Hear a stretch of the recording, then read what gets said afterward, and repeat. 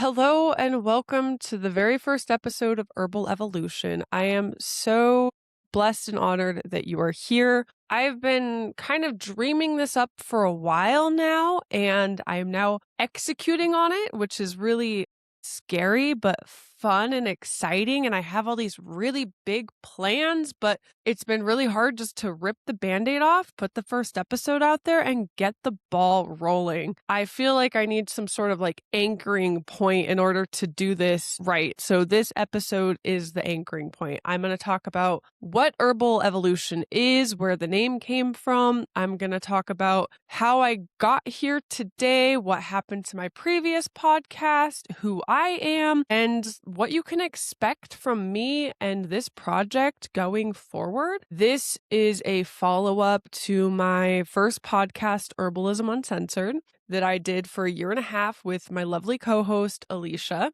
We had a really good run. We had a lot of love and support, and the podcast did better than either one of us could have ever imagined. But there came a point where I think we just wanted to go in different directions creatively and fly solo. And that's okay. We're still really great friends and really cherish what we built and hope that it lives on. So if you are coming from Herbalism Uncensored, welcome. You can expect some similarities and some differences because now it's just me. And I might be stumbling through and finding my way again, but that's okay because I'm excited to be here, and I hope you are too. So I do this thing where I need a name for a business, for a project, whatever, and something just kind of pops in my head, and it's like a ping that yes, go with that. Don't overthink it. Don't second guess it.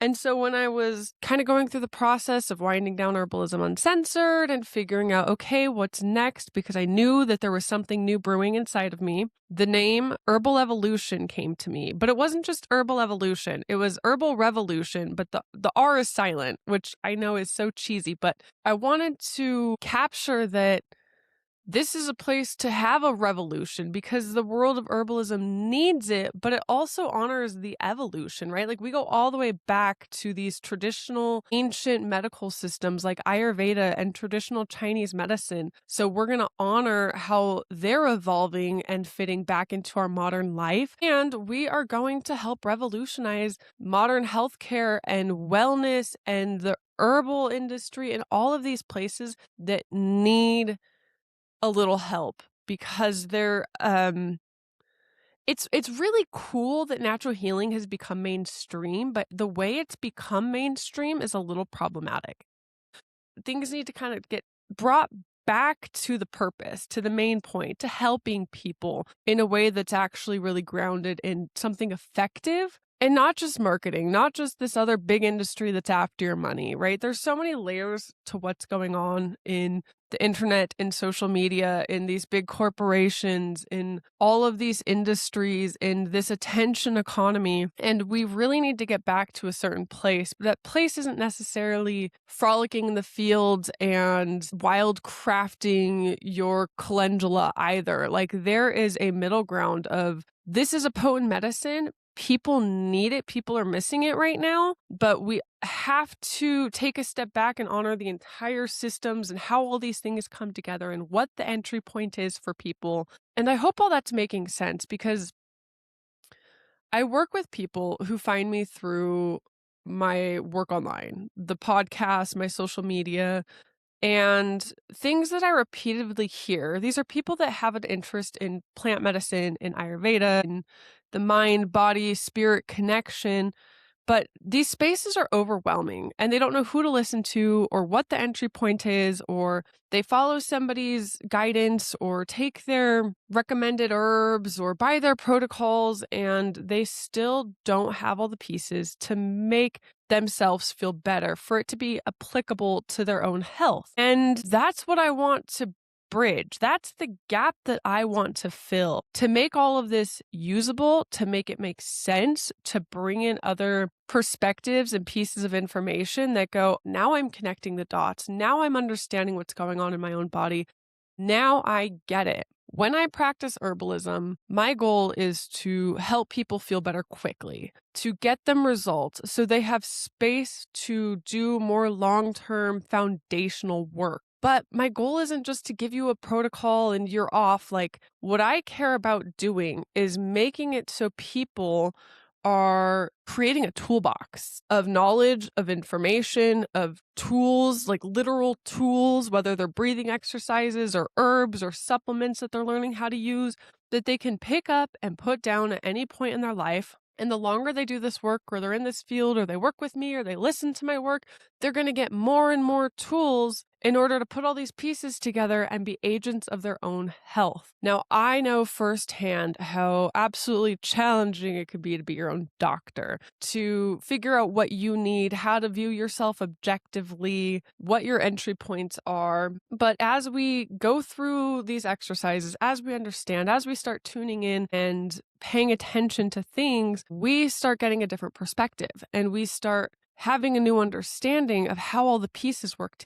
And once we get that understanding, we can apply it to ourselves day in and day out. And that's what I really care to do, is to make this work sustainable, make it live on beyond you listening to a podcast episode or working with me one-on-one. I want everybody to become agents of their own health, because that is how we do change in this world. And I'm a big proponent of the best way to help the world is to help ourselves. And if each one of us is showing up healthier and happier, and we have more space in our life and our energy can go to our work, to putting our gifts forward in the world, to showing up with light and love, to being a steward of our communities, to just being better people, the whole world becomes a better place. And in order to do this, we have to have space in our bodies and in our minds and in our souls to do that kind of expansive work. Because when we don't feel good, that's what our energy goes to, right? If we're constantly bogged down with migraines or digestive issues or pain or hormonal imbalances, like we are spending so much time and energy managing that we don't have the space to show up differently, to show up where and how we want to show up. So that's the role I play in this world. I help people feel better so they can not be held back by what's going on in their physical or mental bodies, and they can do their work in the world that they're here to do, so we can all play a part of just making the world a better and more beautiful place. And if there's anything the world needs right now, it is like that in a nutshell. So that's a little bit of the evolution of how we came to be here today having this conversation. Herbalism Uncensored turned into Herbal Evolution. And as I continue to learn and grow and evolve in my career, in my spiritual journey, in who I am showing up as every day, I think this podcast will give me the space to do it. So I don't know if I ever really went into my full backstory on Herbalism Uncensored. I've been making a point to weave it in more into my social media and the things I'm posting online, but I'm not great at it. So I also wanted to take some time to give you my origin story so you know who it is you're listening to and why I'm here. I want you to get to know me better so I can get to know you better. So I'm gonna give you like the full rundown, like going back to who I was as a child, because it's relevant and I think it's something that many of us can relate to. I consider myself to have been anxious and depressed most of my life. I can look back to very early points in my childhood and I just had an absolute pit in my stomach. I was constantly scared or in fear of the world, of the people in my world. I don't feel like I was a very happy child. And then I was a moody teenager. I didn't like hanging out with my friends, or I would, get a little social anxiety. And I kind of blamed everything on the fact that I was a chunky kid. And I always thought like, oh, life is hard for me because I'm chunky. And so I started crash dieting sometime in high school. I remember I would do like sit-ups in the bathtub, and I did the HCG diet in high school where you do 500 calories a day.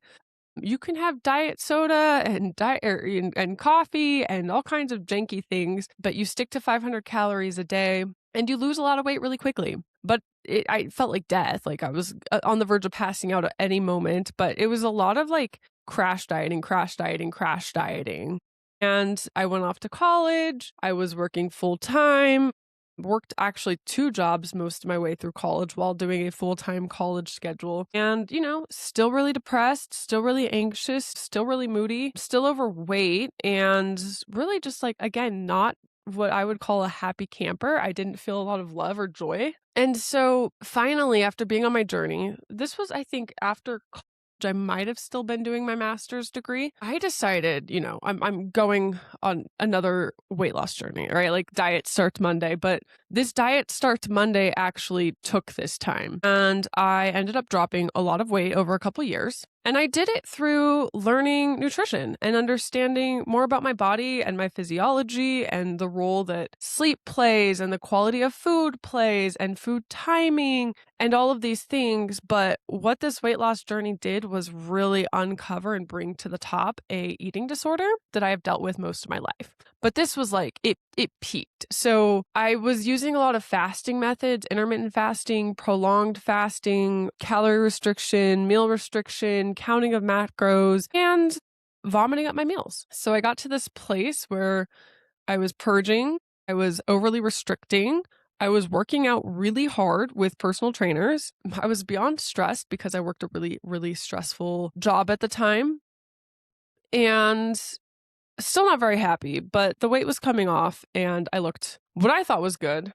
I got to the point in this weight loss journey where I'd lost a lot of weight, but I don't think that I gained health. I lost my period for a year. I was so moody and anxious. Like I could just on a dime just lose it all. Like I was on the verge of just constant collapse, like mentally, emotionally, physically. My sleep wasn't good. Like I wasn't having daily bowel movements. My mental health wasn't good.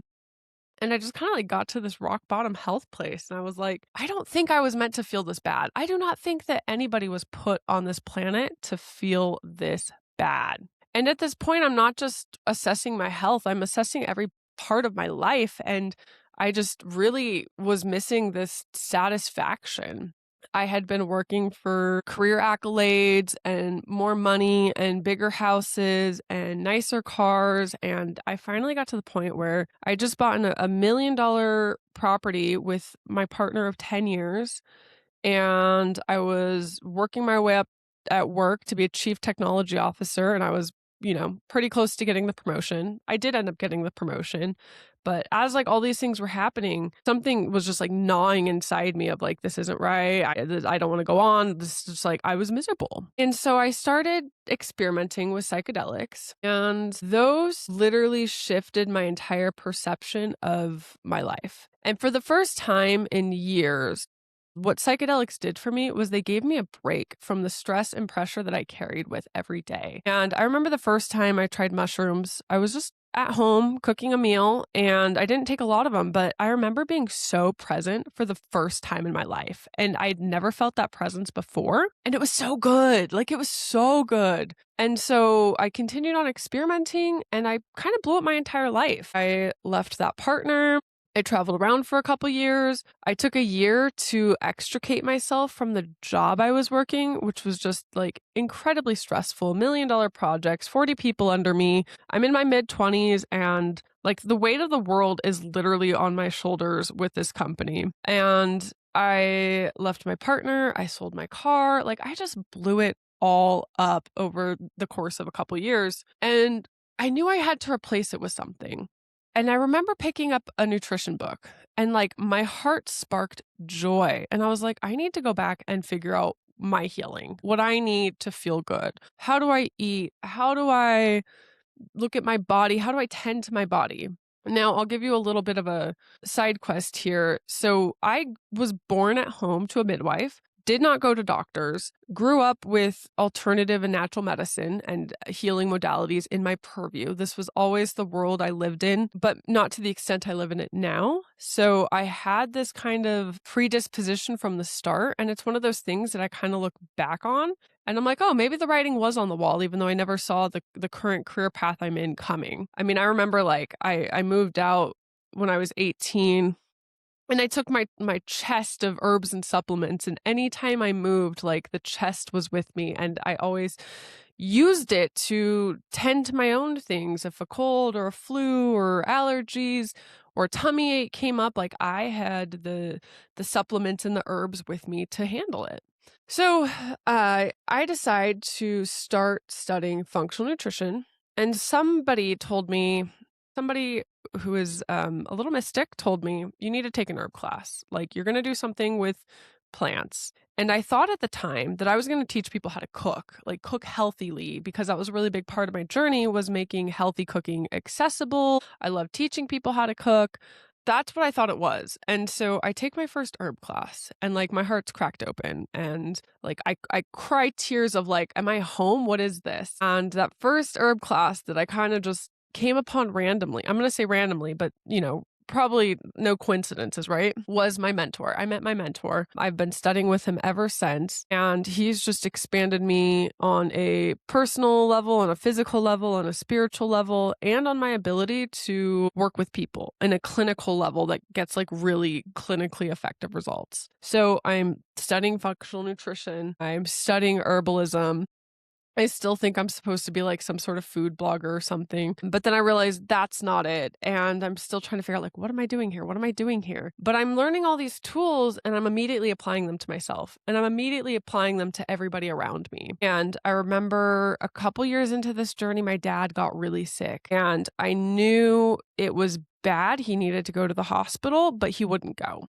And I ended up flying home and forcing him to go in. And I'm really glad I did, because I'm not sure what would have happened if I didn't. But as he was going through the process and I watched his care in the hospital and even his care from the functional medicine doctor that we got him, there was something missing. Like, he needed so much more than what anybody was giving him. And so eventually on his health journey, I started treating him. And I think that made a big impact. He really just opened my eyes to what a gap there is for how people understand their health and their bodies, for what tools people are using, for just this like lack of care, not just in the medical side, but in the alternative side as well. And there was a point, by the way, I almost went to NUNM to become a naturopath. I was in the application process and things just started feeling out of alignment. And when I dug into it further, I was like, that's actually not the path I want to go. These aren't the skills I'm looking for. This isn't the potency I need to make the impact I want in the world. So lo and behold, I come to this place where I'm like, oh, I'm supposed to be a practitioner. And this has been like, once it clicked. And there was just something in me that's like, this is the work you're supposed to be doing. And so ever since then, I've launched my clinic. I've been helping people. I absolutely adore this work. And it's one of those things that like I can get into my heart space so quickly and do what I need to do to help people. And I also have a really big fiery passion for this world of herbalism and helping it be everything it can be right now in this modern age. So I love teaching, mentoring. I love my one-on-one work. I absolutely love bridging worlds and filling gaps and help people make connections with their bodies and just make it all make sense. That's what I'm good at. And so that's what I'm here to bring to the world. And we will expand beyond just the world of herbalism in this podcast. Like, we're going to talk about gluten and dairy and supplements and the mind-body connection and all of the things that really do impact our health. And I feel like I've been very blessed because so many pieces of information have come into my purview when I've needed them. And I've been able to put really unique pieces together that I don't think a lot of people are able to do. So as I'm uncovering my intuitive gifts and helping people and all of it, I am so glad that I get the opportunity to also be here chatting with you. I glossed over this, but as I started to do this work on myself that I do with other people, things made sense and I understood what goes on in my body and how to work with it. I'm still working on coming back into balance. I'm healing years of adrenal fatigue and burnout. I have lifelong urinary patterns that I finally have under control and I understand for the first time in my entire freaking life. I've been working on, keeping a stable mood and balancing the hormones and all of those things. But for the last few years of my life, I have been at peace and I have been happy and I am so well resourced and I have so many tools and so many beautiful people I also get to learn and glean information from that I am not the person I was when I started this journey. I am a completely different human being. I don't consider myself depressed. I don't consider myself anxious anymore. I find joy every day. I feel love every day. And these aren't things I could have said 5 years ago. So it's been a scary ride. I've had to really get comfortable being uncomfortable, but I can't even imagine what life I would be living if I didn't make these changes. Kind of joke that I used to be a shill of a person, and I used to be so uptight and so mean and just not who I am today. So now I get to lead a lot more from my heart, and it's still something that I am cultivating, but I'm so glad that I have the opportunity to cultivate it. And I've gotten so much love and support along the way as I'm evolving, which is constant. You're going to come back to this podcast in 3 months and I'm going to be different, and so on and so forth. So the Herbal Evolution name doesn't just hold space for the evolution of herbalism, it holds space for my evolution and the things that I get to connect and bring to you. I will try and have on some occasional guests, and we'll have conversations that can span beyond me and my expertise, which I think will be really fun. And I'm very open to hearing what you, as a listener and a supporter of my work, want to know about you and your own health and how I can support you. I also really have this idea in my head that doing something like a clinic on camera would be really cool, like doing a live intake, doing follow-up so people know how this work works and how it looks and what you can expect. I've really just been interested in doing that. So if anybody wants to volunteer for that, message me. You're going to have to get a little raw and vulnerable, but I think that could be a very fascinating segment that I've just been percolating on for so long. And now this container, Herbal Evolution, gives me space to kind of experiment and play with those things. So that's really what I have to say to you today. And I just want to iterate again how happy and fortunate and blessed I am that you're here and I'm here and we get to do things together that really make an impact.